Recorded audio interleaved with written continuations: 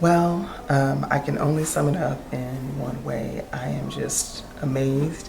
I am taken aback at the volume of content and experiences and history that she's managed to capture in this exhibition.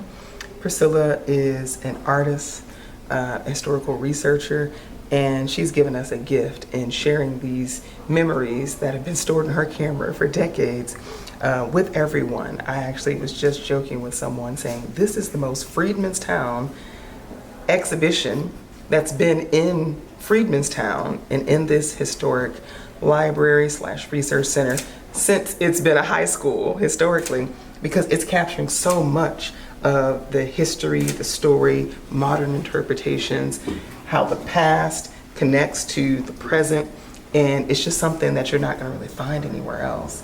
And so that's why I say this is a gift. After looking after these things for so long, I haven't seen many of these things in public display.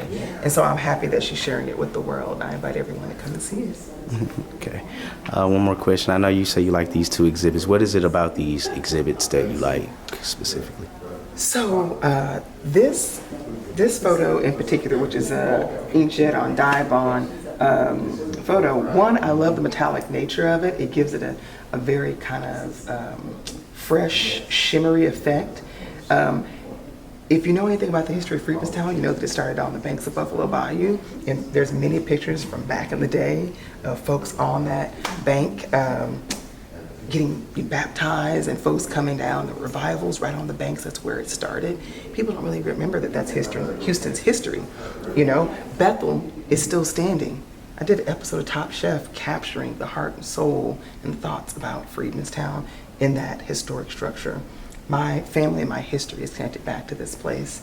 And so Buffalo Bayou is symbolic of where we began as a Black community in Freedmanstown and Houstonians. These folks represent our ancestors. This tree and this growth is almost like that family tree, and these folks are at the root to me. And then you have all these modern things growing out of that space. And so the Bayou has always been a place of returning back to history, going back to the water culturally. And so this evokes all that for me without saying any of that, obviously, you know, just because my familiarity with these photos and the moments that were happening with them.